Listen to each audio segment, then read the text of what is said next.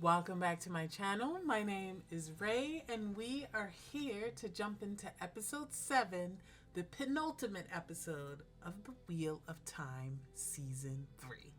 All right, so last episode was great. We spent time mostly in the Aiel Waste and Tenchico with a little bit of Two River stuff.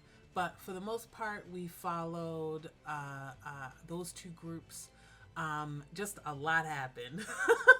We got the fallout from Egwene witnessing the affair, shall we call it, that Rand was having with Lanfear in his dreams.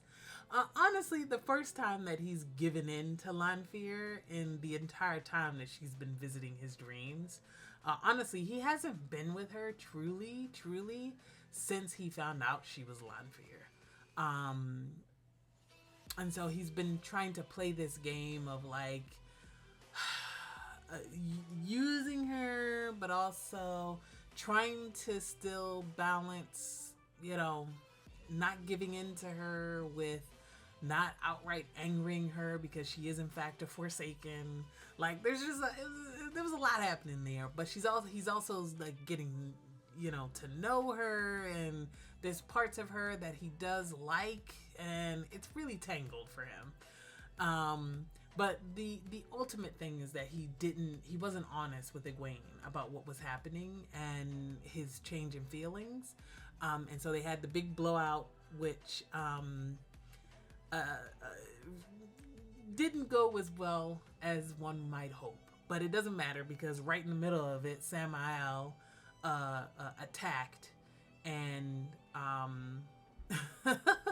and just got absolutely demolished. I don't think he's dead, but although it would be totally in keeping with his character to have gotten one-shotted by Rand. Because fuck him.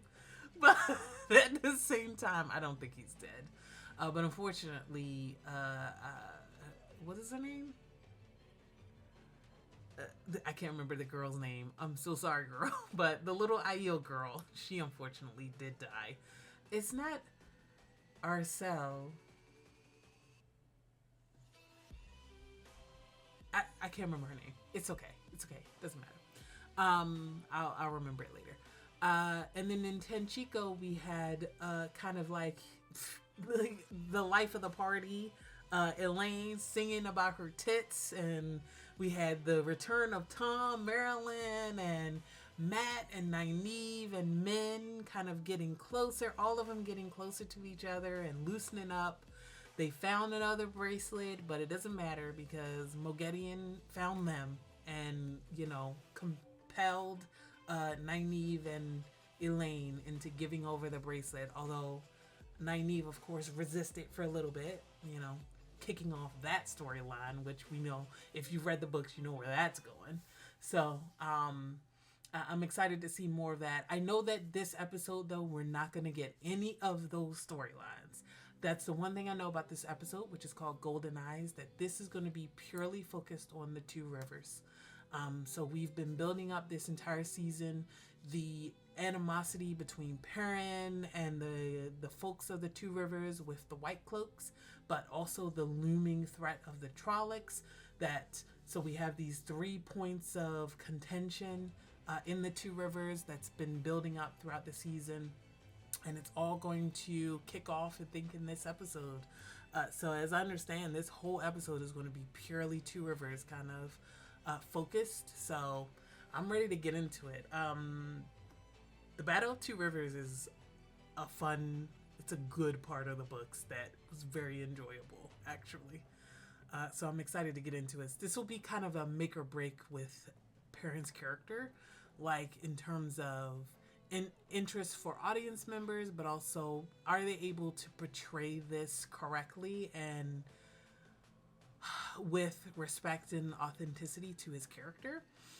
And it'll kind of mark his character going forward. It'll define his character going forward. That's the word I'm looking for. So I'm hoping we can really nail this. Because I do like Perrin, even though I do think that some of his storylines in the book I was not very interested in, and I do think some of them either went on too long or just something about it didn't appeal to me. But I like Perrin as a character. Does that make sense? Like, I like him, but I just don't always love his storylines in the novels. But it's also been like a decade since I read these books, so maybe if I read them again now that I'm older, I'll like them more. I don't know. But that's where I'm at with Perrin. So I'm hoping that the show actually will let me enjoy his character more, because we're not going to be spending so much time with it, because they have to compress so much of the book series to fit within their 6 to 8 season plan. So I'm hoping that with that, I'll be able to actually enjoy Perrin's storylines a little bit more, because we won't be spending books and books and books of him, you know, chasing after Fael, who's been kidnapped, or, you know, building up some militia or something. Like, stuff that I like in, like, doses, but if we have it over and over again, or from, you know, chapters and chapters and chapters and chapters of books, ugh, you know, so fingers crossed. All right, let's jump into Golden Eyes. I'm ready. Let's go. All right, let's go. I'm really excited also just to see how the show tackles a battle scene with full budget, no COVID kind of interruptions. Because there are actually a lot of battles in the Wheel of Time series, and they're all, like, interesting. So, yeah, we've got the villagers learning from a warder how to fight, and anybody who can channel learning from Alanna. How much time has passed? A couple of weeks? 3? Can't be much more than that to stage a battle. Stone first, and then leather. They'll come for us tonight. Yeah. All right. We've been fortifying the center of the village as much as possible.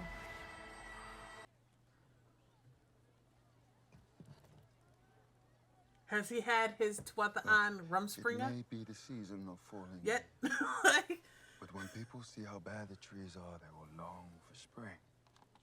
Pause. Yeah, because he wasn't 20 yet when we first met him roughly 2 years ago. So are we saying he's 20 now, or did he hit 20, go out to travel, and then come back? Or is he about to turn 20 and go, you know, away from the Tuathaan now? It's a little bit different in the books, if I remember. No, it was relatively the same in terms of age difference, right? I think it was pretty much the same. Maybe he was even younger in the books, actually. Maybe he was more like 16 in the books when we first met Aram. Give me a 2 rivers longbow, and I'll hold your line all night. You really think you can draw a longbow? Better than you, boy. Go on, then. Get your bows. Well, yeah. They're a bunch of hunters. Aren't the 2 rivers, like, famous for... No, they're famous for wool, not pelts. Never mind. I was about to say, aren't they famous for, like, hunting and stuff? But no. They're famous for wool and something else. Wool and, like, mead or something. Like, that's the main, like, their main means of produce and export from this area. Wool. And their fine, like, wool work and craftsmanship of their clothing and stuff like that. And I think their ale or something like that. It's been a while. It has been a while How's it going? since I read these books. I mean, Maybe we have more of a chance than you think.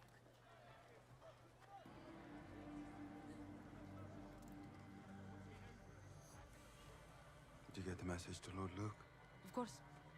He said they'll meet us at the pass. Us? Aren't you coming?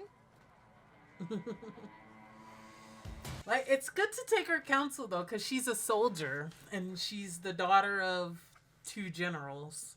Obviously, I know her, story from the books, but for the most part, I don't remember a lot of Fael's period of the books, because those were the books that, those were the books that I found actually quite tedious. I didn't skim them at all. I read every bit of it, but I certainly did not retain as much as I think I could have.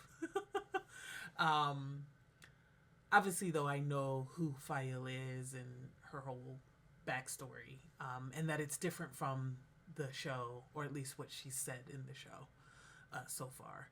Not 100% different, but a little bit different. And we can go into that a little bit later, but because I do actually have some things to say after like a week of ruminating on it, but we'll keep going. She still has experience in battle in a way that Perrin doesn't. What if we kill? You know a lot about these Trollocs, Two Rivers. I'm not a dog friend. No matter how much you want me to be. Why would I want that? To make it easier to hate me. I mean, he definitely has a reason to You hate murdered my father! you. I agreed. Like, listen. He certainly has reason to hate you, buddy. I mean, he is never going to be able to understand the fact that his father killed a wolf who you had not just bonded with like it's a pet, but like bonded with as if it's a sentient thinking being, right? He's not ready to acknowledge that. He's never going to be ready. He's a fucking white cloak, like he's going to actually take that as more evidence that you're probably a dark friend or aligned with the dark or something like, or evil in some way, some inherent way, It's tricky. It's tricky because in the books, Perrin didn't actually kill his father.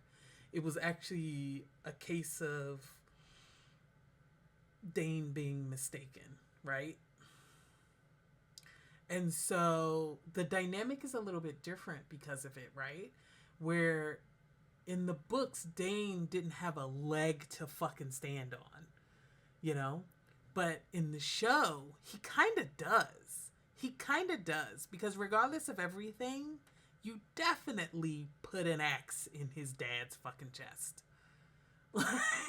And he saw that. That happened, So he actually is a little bit justified in hating Perrin. Now, that doesn't necessarily justify him doing all this crazy shit in order to try to get to Perrin. Like, for example, kidnapping the Cauthons, terrorizing the folks of the Two Rivers, murdering Natty, he was part of that. And so he doesn't have a leg to stand on there, but it's a complicated situation. Yeah. I'm sorry. Let's just say that. Truly, I am.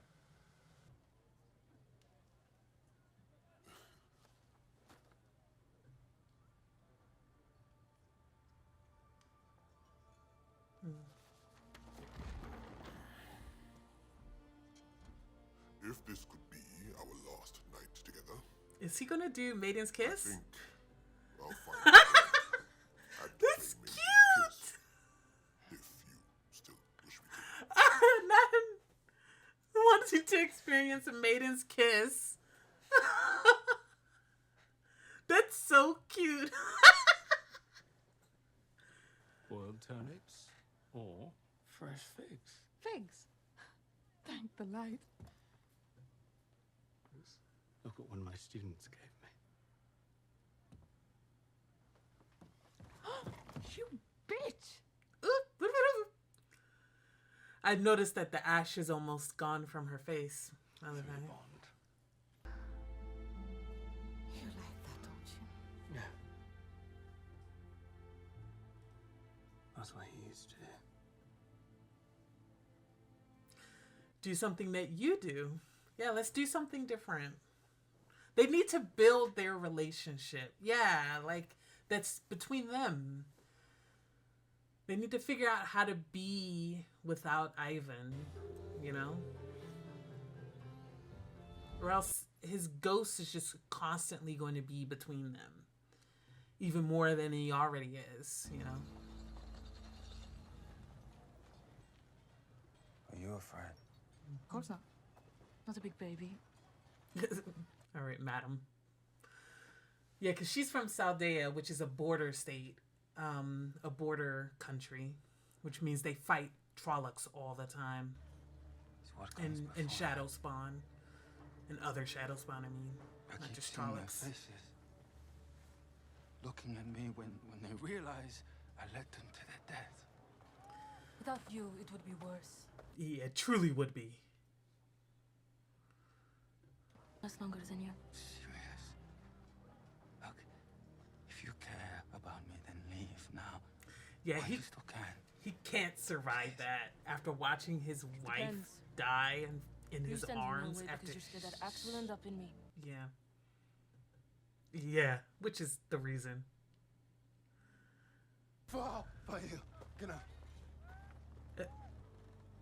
We deserve respect before battle and honor after it. Severe guilt for the enemies that escaped.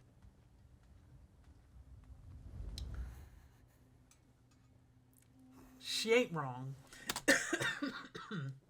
Sorry, I breathed in at the wrong moment.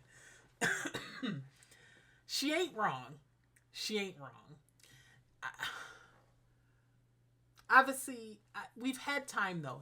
It's been a couple of years, so we can finally have this conversation with Perrin, where we're not saying that he shouldn't feel guilt or remorse or whatever about losing his cool in the midst of battle and accidentally killing his wife. Obviously, we're not saying that. But don't pretend like she wasn't in there. She wasn't in the thick of it, protecting their people, your people from Trollocs when she fought that night. Like, she was in it. She was about that fucking life. And Fael is right. You can't hold Fael to some unrealistic standard that you've set in your mind as a way to try and protect the memory of your wife. Like, it's not fair to your wife and it's not fair to Fael, you know? Like, you need to come to grips with your own grief and your own feelings, but you can't project those onto Fael. Fael is her own person, and she makes her own choices. And also, you guys have only been seeing each other for, at best, a couple of months. I don't know how much time has passed throughout this season, but I would say not more than a few months. Like, not more than a few months, maximum. So you gotta respect her and her choices, because first of all, you don't even know her like that. Y'all just kissed. Like a couple of weeks ago, at most. Y'all just kissed. Come on.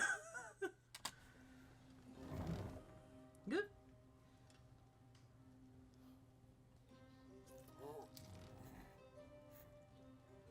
Are you trying to get...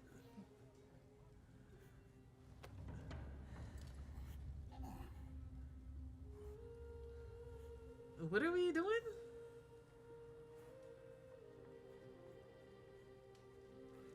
Women? So, by stopping the game, you saved my life. You've paid your toll. You're free to leave and go home. Ah, that's tricky. That's tricky. A moment, first sister. Both of ours. I don't know. It's paid, But hers is but not. now I owe you, toe builder. And I go where she goes. I saw you both practicing with the... Cute. When it comes to channeling either, That's not true. Will you take our children with you and flee? To our posts, then. Yeah, we all know that arm is going to absolutely take up arms.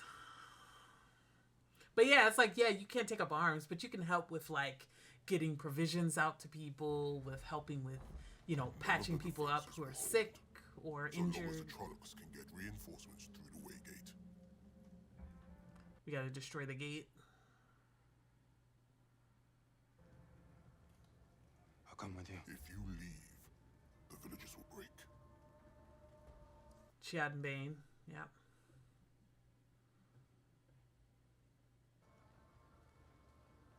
All right.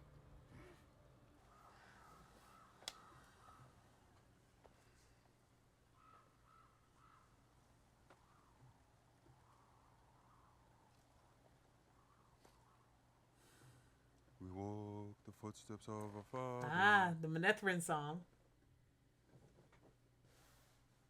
They bought the land with their blood. Long ago. His voice was sexy as hell there, by the way. Deep as hell. Woo!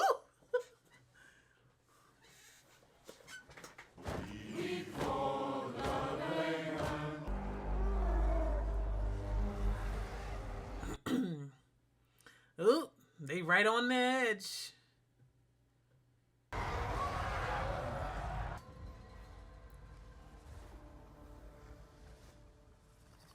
All right.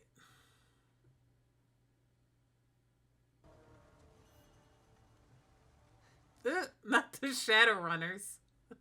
Or it's a trap. Mm-hmm. Let's go. Not this big old hammer. All right.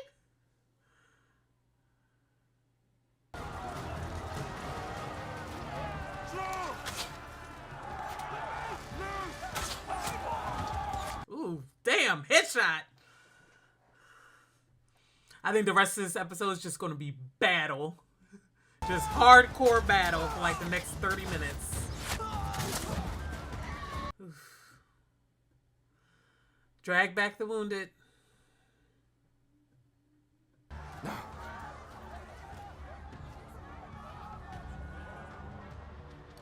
All right.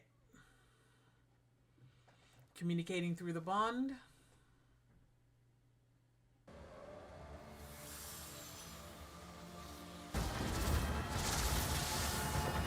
Love it.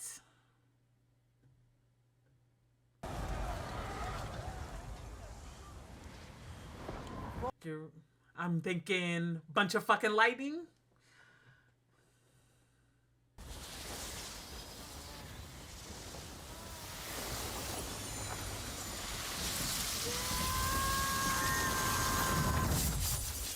Ooh, ice shards. Ooh, not lightning.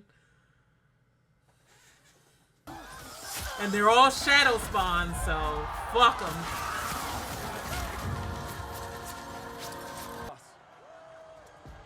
Go. All right, so we're gonna leave a small contingent to see if anybody's coming back up, which they will be.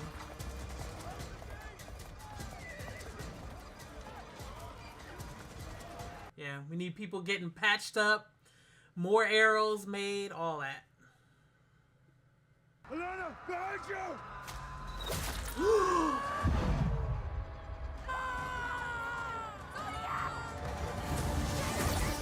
Oh, baby!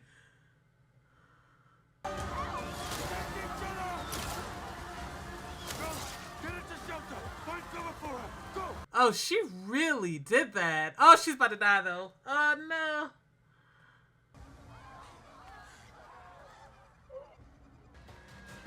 Feed the dog, friend! Close the gates! Hold these gates! Here we go. Yeah, he let him through the pass.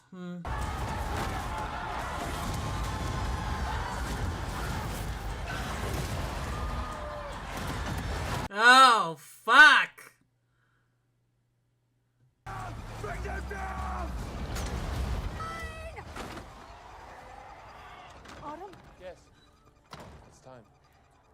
Let our feet fly. He's gonna stay.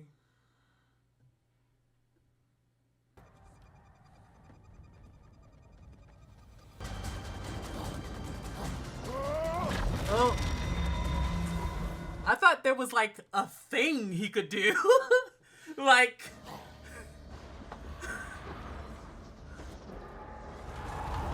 Not he was gonna bust up the gate.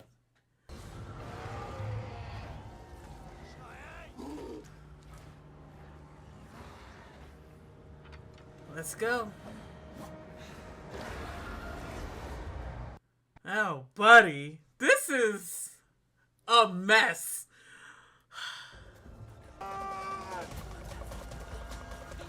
Yeah, pick up the little babies and let's get the fuck out of here.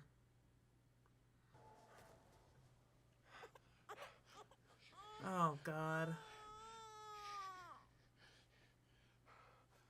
Yeah, honestly, the fact that this baby wasn't already crying,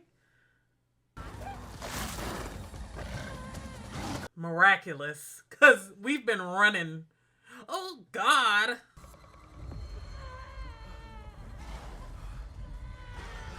The fact that this baby is still alive, shocking. Yeah, he's gonna take up arms. Like, against fucking Trollocs? Yeah.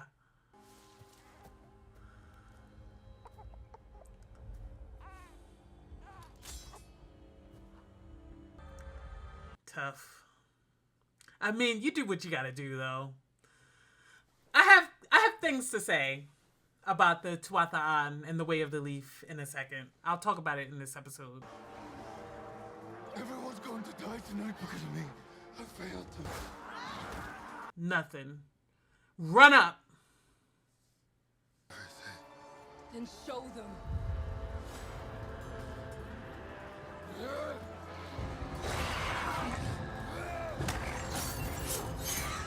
Right? Like, let's just do this.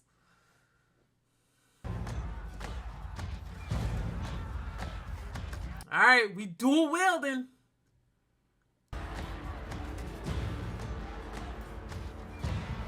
Let's go. Hammer and axe. I'm trying to protect Kill the ones I missed. Let's go. Let's make this fucking happen.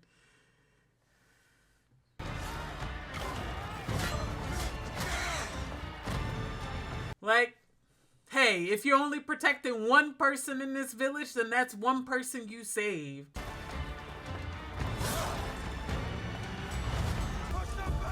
Truly, though, she should have a more ranged weapon. Oh, baby. Two Rivers really showing out tonight. Look at Egwene's mama. Yeah, kill this motherfucker. Set this motherfucker on fire. Thanks, girls. Let's be done. Exactly the way you burned our mother. Like, get out of here. I can't believe in the middle of battle, in the middle of motherfucking battle, he was like, let me go find that one Aes Sedai so I can kill him. Are you kidding me? Are you kidding me? They are literal shadow spawn killing people out front. And you're wandering around trying to find an Aes Sedai to kill? This is how you know his word didn't mean shit. That it wasn't him believing that all Aes Sedai were shadow spawn and that actually his whole purpose was killing shadow spawn.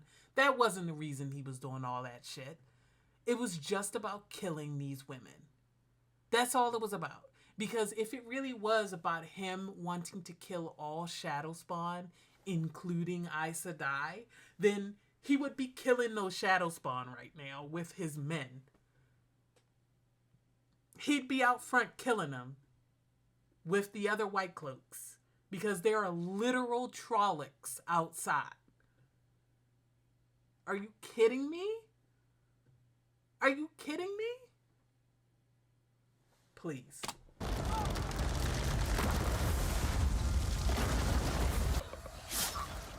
God.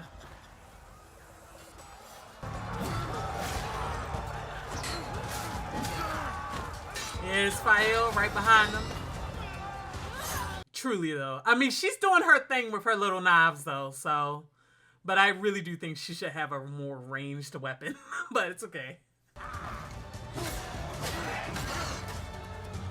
Yeah, you about to die, brother. Yeah, right in the back of the head.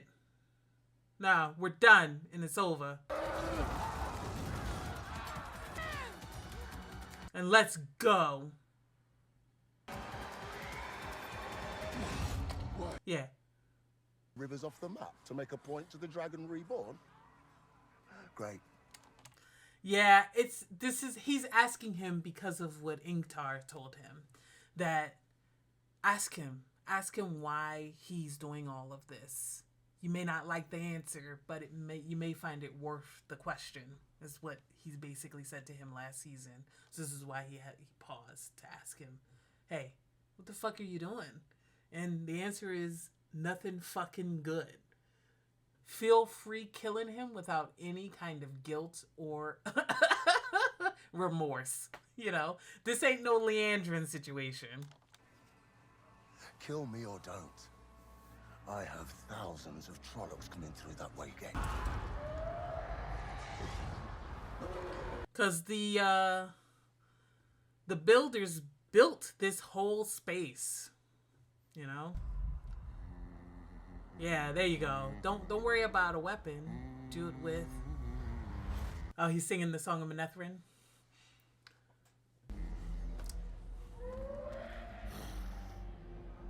Is it going to allow him to shape the stone?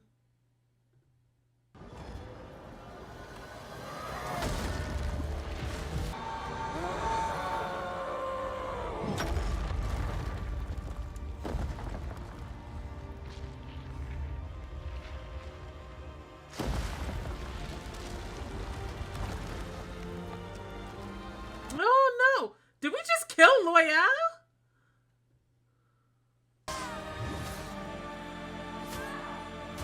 We didn't kill Loial. Not my baby. Oh, God. Sounds like your reinforcements aren't coming. I still have more than enough here. We're shepherds and farmers, not a soldier among us. And you're the only one here who's afraid to die.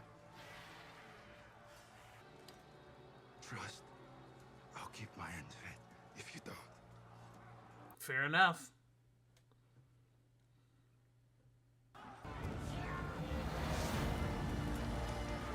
Yeah, let's get the fuck out of here. Leave these good folk alone.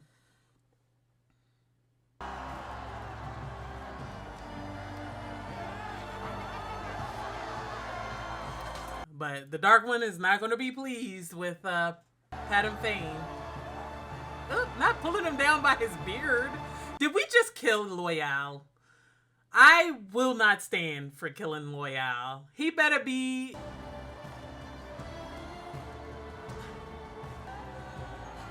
He better have traveled through the ways to somewhere else.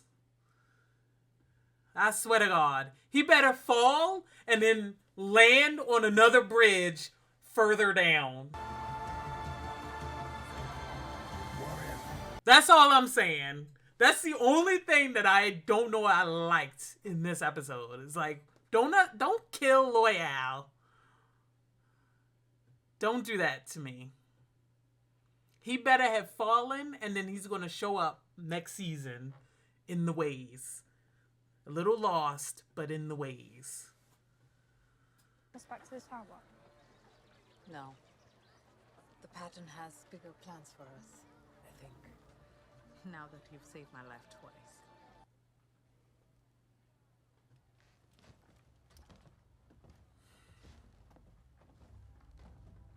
Did we really just kill Loial? Oh, the message boards are going to be hot, baby.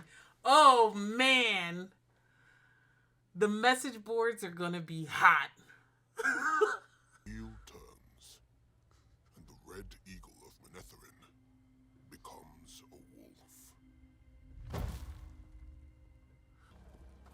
not because he wanted to lead. It's time to go. Follow. Two Rivers. We had a deal. We do indeed. It's justice, as you swore. No, stop, stop! We literally just survived a Trolloc attack. Mad? They're just going to kill you. That's their choice.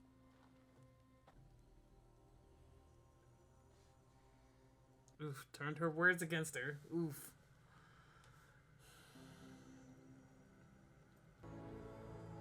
Perrin Aybara. Golden eyes. Oh, I thought he was gonna say Perrin Aybara, golden eyes. Hail Perrin Golden Eyes, Lord of the Two Rivers!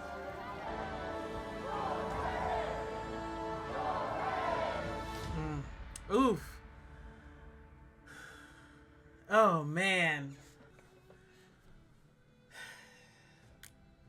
Did we really lose Loial?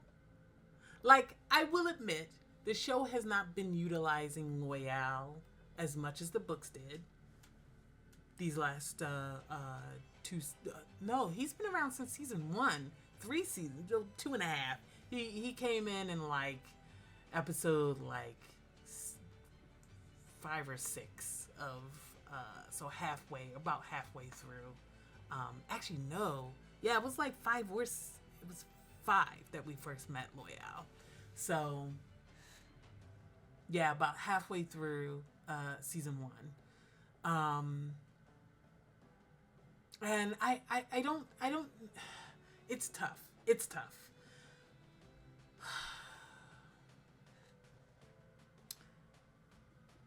He had more storyline, so we definitely could have done more with his character, for sure. And maybe we will, because all we saw was him falling in the waves. And while we could take that to mean that he fell into an abyss and died, or we could take that to mean he found his way out of there and survived. You know? Hard to say. Hard to say. I guess we'll find out. I think we're not going to... Either way, I think we're not going to see him in the next episode. I think we're not going to get him... If Loial survives his fall in the waves, then we're not going to get him until maybe next season. Maybe even the end of next season or after next season. Oh, the message board... Like I said, the message boards are going to be hot. Because I'm pretty sure Loial survives all the way through the books. Pretty sure, if I remember correctly. Certainly longer than this. And obviously, we didn't get a lot of him like traveling with Rand and stuff like that, and the hunt for the horn as much with the whole team. And there was just a lot more that happened with Loial. That's why I'm hoping that this is actually just like a temporary, exit for his character, and that we will catch up with him in the ways or something like that.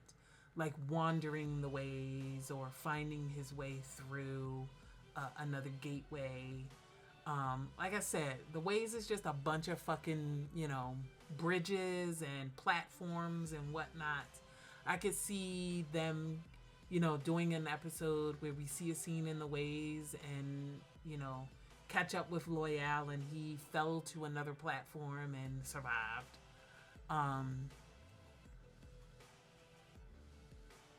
I don't know. I think that's the most controversial moment of this episode, of this season, really, is the decision to potentially kill Loial. Let's assume that they killed Loial there. Tough. I mean, he went out like a G. So I can't be mad at the way he went out, because it was very heroic and courageous, And it was very much deserving of him and his loyalty to Perrin, because he has had the most, his longest and closest connection in the main cast has been to Perrin. all throughout season 2. He traveled with him. They were captured together by the Sanche. Like, they have been through thick and thin together. Truly. Tough. Wow. This was a good episode, by the way. This was a really good episode. Like I said, I knew that whole back half was just going to be straight up fucking battle. And that's exactly what it was. Just blood and guts and death. Valda finally fucking dead. Get rid of him. Pat and Fane's still out there. Dark One's going to be pissed.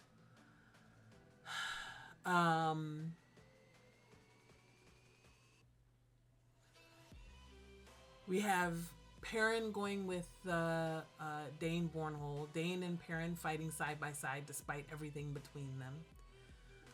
Do we think we're gonna get any more of any of these characters in the final episode? I feel like we're not. I feel like the final episode is going to be completely focused on Rand and the ladies in Tenchiko.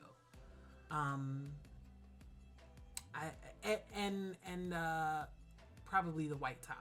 I think we're gonna get the. I think we're gonna get everything blowing up at the White Tower because we've had this whole season talking about Elida calling for a vote, and she's been telling Siuan that she's calling for a vote to capture the dragon, and that's going to be part of the vote. But I think also part of the vote is going to be deposing Siuan. So I think we're going to get the kind of culmination of that plot in the finale. So we're going to have that. Then we're going to have Rand in the Aiel Waste in the aftermath of the attack from Samael and the Dark Friend Aiel. Pretty sure they were mostly Shaido because they were wearing the black outfits, not the tan of the Ta'adad Aiel. I'm also pretty sure we're going to get obviously the culmination of the Tenchiko plot. Do we think we may or may not, I think this is the end for Liandrin. I'm going to be honest. We've been getting a lot of focus on Liandrin this season and a lot of her backstory. And I'm going to be honest, I think it's setting up the end for her character. We've gotten introduced. Liandrin's character is mostly connected and has been mostly connected to Nynaeve. And so we now have Moghedien, who's also deeply connected to Nynaeve's journey. So now that we've introduced Moghedien, Liandrin's character kind of serves no function in the narrative. Like we've gotten pretty much as we can out of the connection between Nynaeve and Liandrin. We just need them to have one more, I think, face-to-face conversation and actually get some semblance, I think, of closure with those two and understanding and etc. between those two. And then I think we're going to be done with Liandrin. And then it's going to obviously set up the longer kind of storyline with Moghedien, because Moghedien and Nynaeve are also deeply entwined. And so we're kind of leveling up for Nynaeve to kind of face her main nemesis. I consider Moghedien kind of her main nemesis in a lot of ways. Not to say that she doesn't fight other people. I'm just saying that the relationship that she had with Moghedien was quite defining for Nynaeve in a lot of ways. So I think we're kicking off that. Yeah, no, this was a great episode though. We kind of finally put to rest a number of threads. Autumn now taking up arms and going to stay in the Two Rivers and be a blacksmith. This is where I wanted to talk about my feelings about the Way of the Leaf. I like concept of the Way of the Leaf, and I like whenever we meet the Tuatha'an and get to hear their point of view. Like, those were some of the best scenes, especially with Isla from the first season. I love those scenes, by the way. Whereas in this episode, this season really has kind of examined the Way of the Leaf from the point of view of it being kind of a dogma, an outdated dogma that on paper sounds good, but in reality doesn't hold up, you know? And there's an interesting conversation that the novels and the show is having when it comes to the kind of absolute pacifism that the Way of the Leaf represents, in which that kind of extremism, and it is a form of extremism, even if it's a peaceful extremism, and it's totally within their right to practice it, but at the end of the day, it's still extremism. And because of the lack of flexibility there, more people are dying and more people are suffering than they probably needed to.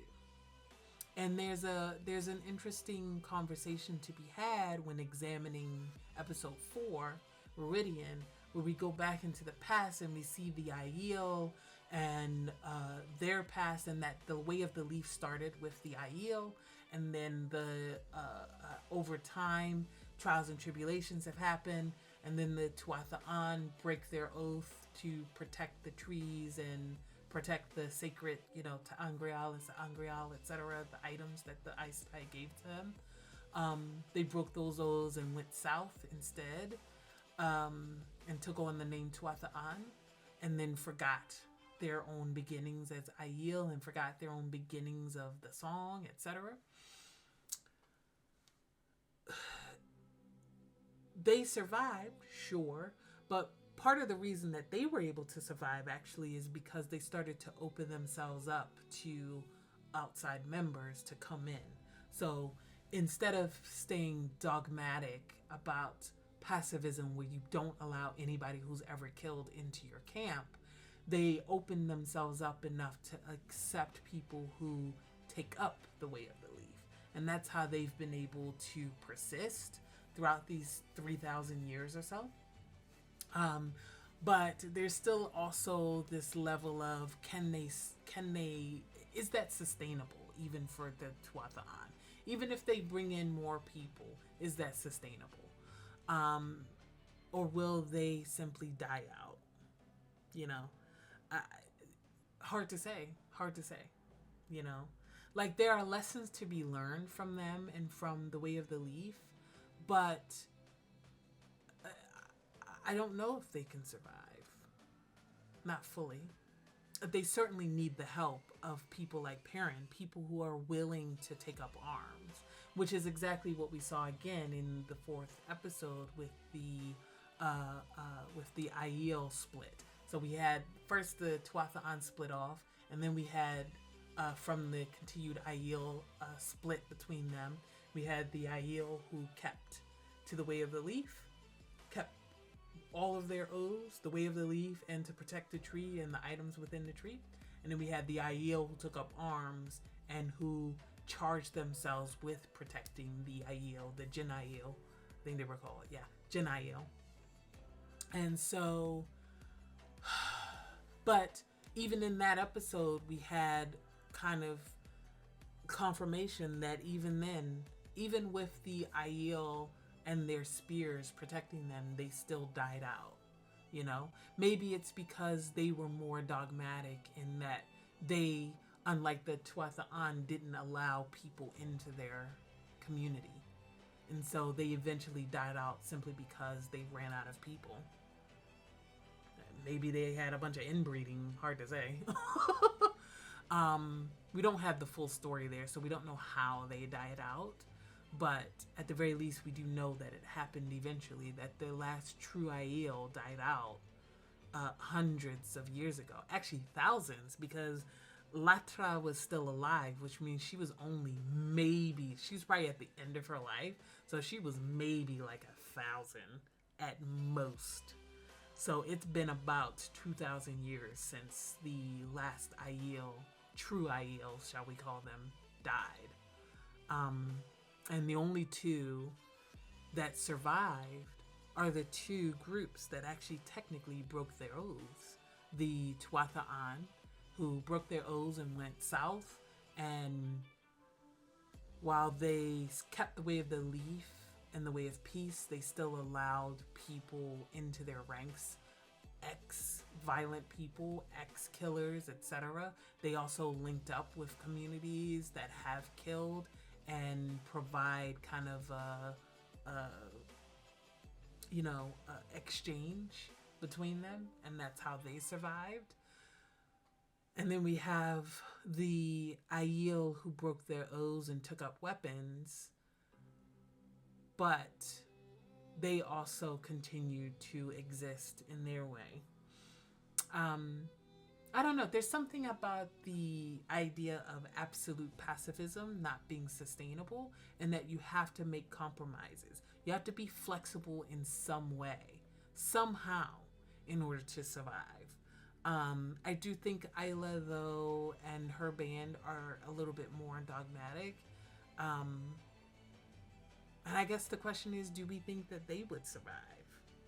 If they didn't have, they wouldn't survive. If they didn't have Perrin, if they didn't have Autumn deciding to take up, a sword there.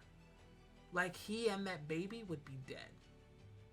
Maybe even his mother, because his mother was there too. Like, they would all be dead. And it's because they wouldn't take up arms against Trollocs. It's one thing to be like that about humans, but against Trollocs? Against Shadowspawn? That is, like, too far for me. I understand. I don't understand, but, like, I understand it. I don't agree, but I understand not taking up arms against, like, bandits and stuff for your pacifism. But against Trollocs? Against Shadowspawn? No way. No way. Against Dark Friends? Please. So, that's where I draw the line. Like, there are literal monsters in this world. Girl, pick up a sword. Pick up a sword. Yeah. No, but this was a good episode. It was a good Perrin episode. I like that we went back to the Song of Manetheren that we had in the first season. I like that they all sang it. Perrin's voice was deep as hell. I loved it. Sexy as hell singing voice. I like that we had Loial humming it in the ways once he decided that he was going to break the gate off, the whole island off, and it kind of gave him the strength to do what he needed to do. I really like that. I genuinely thought he was going to end up like singing to the stone or something like that. Because, like I said, they built the ways, so I thought there was going to be some kind of trick or some kind of thing, like a keystone or something that would allow him to close the gate. But no, he walked into there knowing that he was probably going to be walking to his death. Even if he hadn't chosen to cut the island completely off, I think what he was planning to do was to break the gate and then just be stuck on the inside. And still die, maybe have the chance to get out another gate, maybe, but unlikely, Yeah, so. Alright, I don't think I have too much else to say. It was a good episode, lots of blood, lots of violence, all that.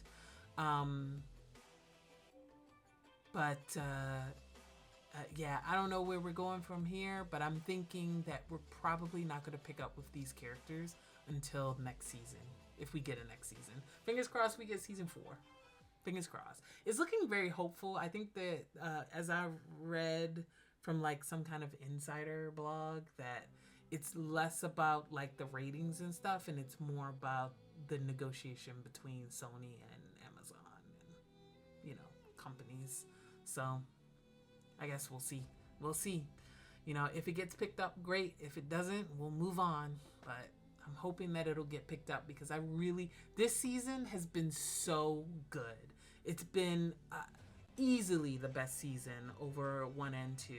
And I'm somebody who liked season 1. I like season 1. A lot of people like lambast season 1. I didn't have that major of a problem with season 1, to be honest. Yeah. I've enjoyed the first 2 seasons, but season 3 has been hands down just incredible. It's been a great season. They have really hit their stride, and I'm really looking forward to more of this adaptation. So I'm hoping that we get more seasons. I'm hoping that we get the full season run that they want. I believe they were originally planning for 8 seasons. I hope we get all 8. You know, I think this show would do really well with 8 seasons and with a proper, push, proper advertisements and marketing. And also, the show needs 10 episodes at least. 10 one-hour episodes per season. They need to bump up the episode count. They do. The biggest issue with the season so far has been that we haven't had enough time to spend on certain things and certain characters, certain storylines, and we need 10 episodes per season. This 8 episode shit that Amazon Prime keeps doing with a bunch of their shows is not it. I need them to be serious. We need 10 episodes. Honestly, if we really wanted to do this justice, we would get 13 episodes per season. But I know we're not going to get that. So we need at least 10. At least 10, you know? Yeah. I think that's everything I want to say. Thanks so much, for tuning in. I'm excited to get to the end of the season. And then we have the long wait. I guess we'll see. We'll see how long we have to wait. But let me know what you guys think. How did you feel about this whole episode? How did you feel about these characters and the choices that were made? How did you feel about Loial? The Loial choice? Assuming that he died here. Ooh, I'm excited to go up on the message boards to see how people feel about that. Because that, I think, is the most controversial choice that the show has made so far. In my opinion. Oh, the comment sections are going to be fucking hot, bro. All right. We'll end it there. Let me know what you think, and I will see you guys in the next one. Bye.